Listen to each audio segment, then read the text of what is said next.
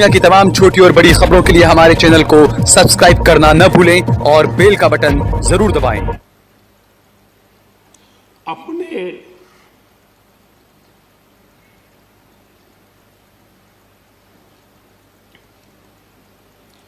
परिवार के सदस्य की चिंता करें,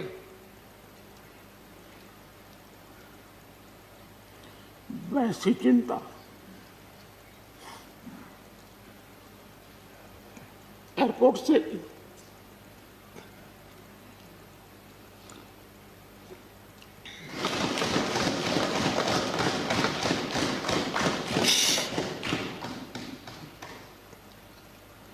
पद, सत्ता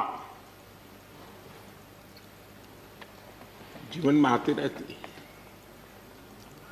लेकिन उसे कैसे पचाना,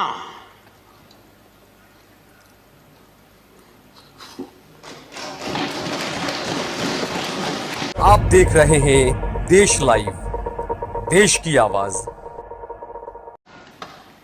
श्रीमान गुलाम नबी जी, मुझे चिंता इस बात की है कि गुलाम नबी जी के बाद इस पद को जो संभालेंगे उनको गुलाम नबी जी से मैच करने में बहुत दिक्कत पड़ेगी।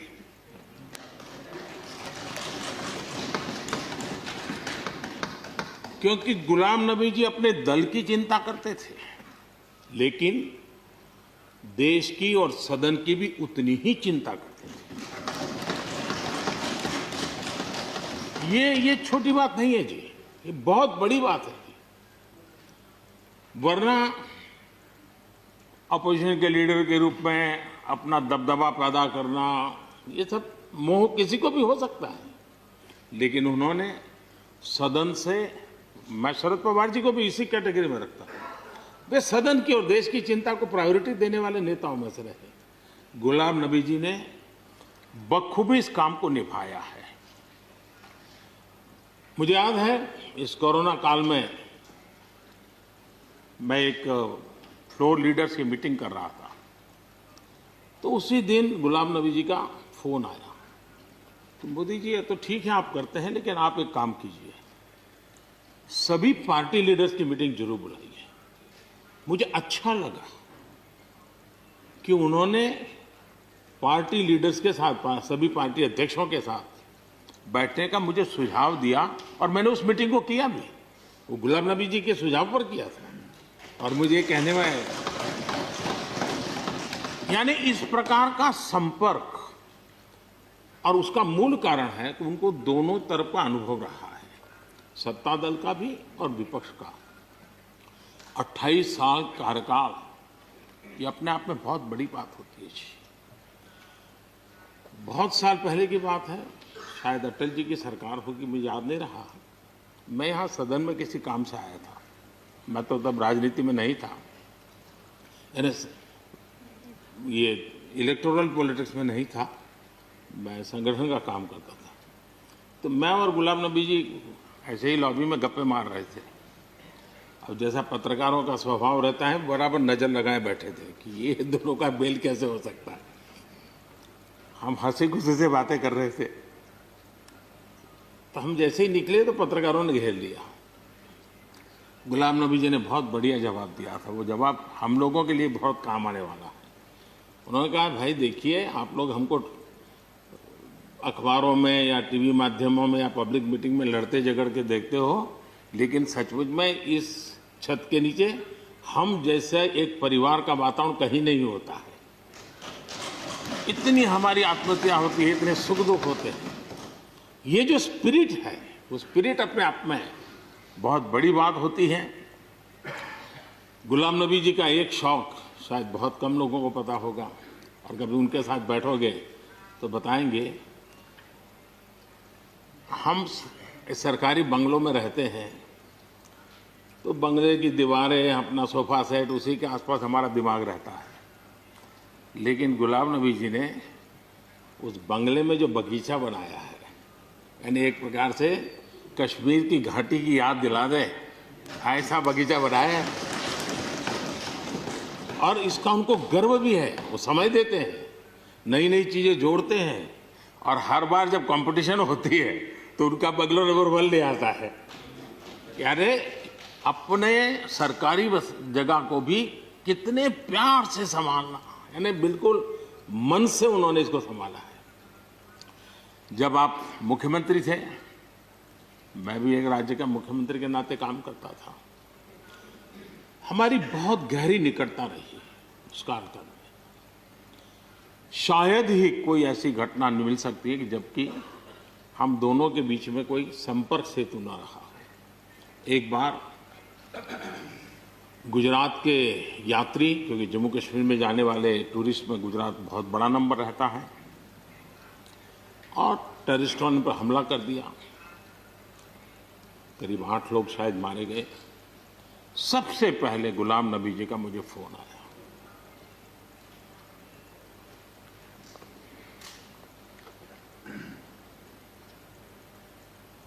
और वो फोन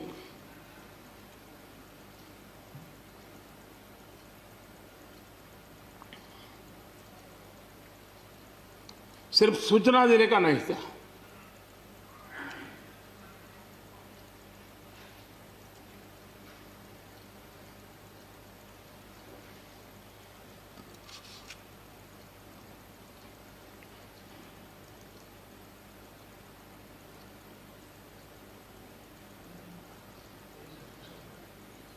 उनके आंसू रुक नहीं रहे थे। फोन पे उस समय प्रणब मुखर्जी साहब डिफेंस मिनिस्टर थे। मैंने उनको फोन किया, मैंने कहा साहब अगर फोर्स का हवाई जहाज मिल जाए डेड बॉडी को लाने के लिए। रात देर हो गई थी। प्रणब मुखर्जी साहब ने कहा आप चिंता मत कीजिए, मैं करता हूं व्यवस्था। लेकिन रात में फिर गुलाम नबी जी का फोन आया। वे एयरपोर्ट थे।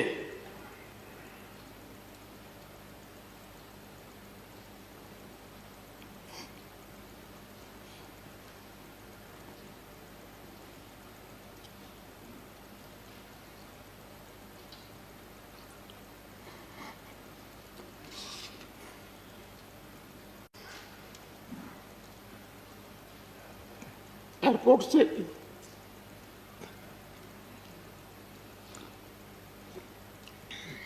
उन्होंने मुझे फोन किया और जैसे अपने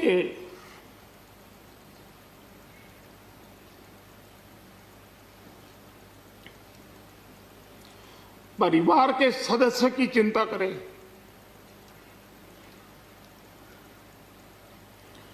वैसी चिंता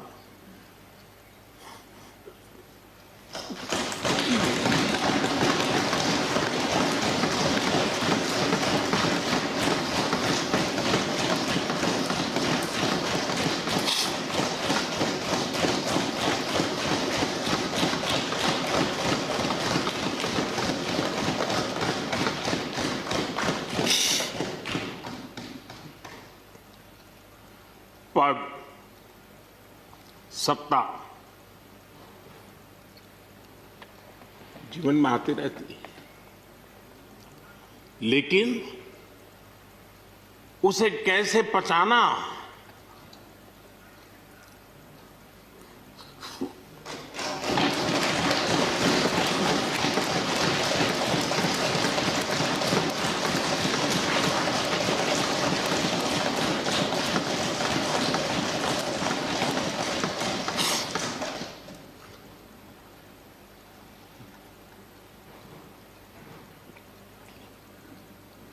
मेरे लिए बड़ा भावुक पल था।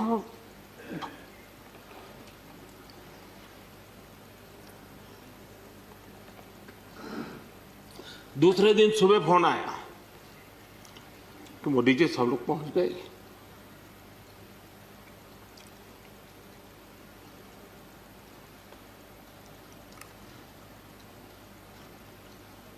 इसलिए एक मित्र के रूप में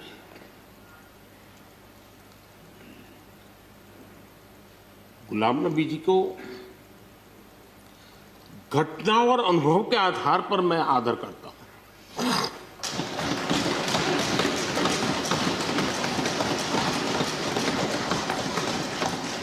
और मुझे पूरा विश्वास है कि उनकी सौम्यता, उनकी नम्रता, इस देश के लिए कुछ कर गुजरने की उनकी कामना, वो कभी उनको चैन से बैठने नहीं देगी।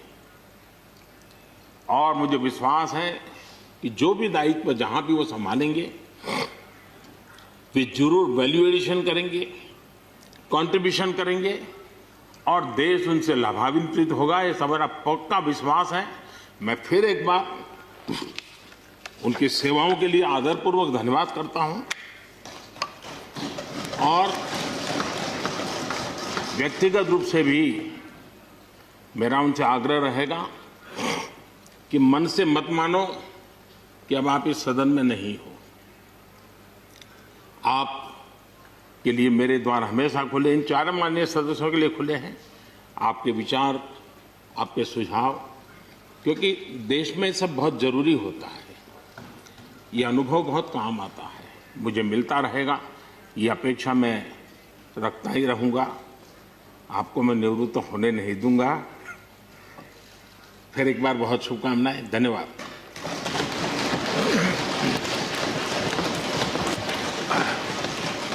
धन्यवाद प्रधानमंत्री जी। श्री शरद पवार जी। आप देख रहे हैं देश लाइव, देश की आवाज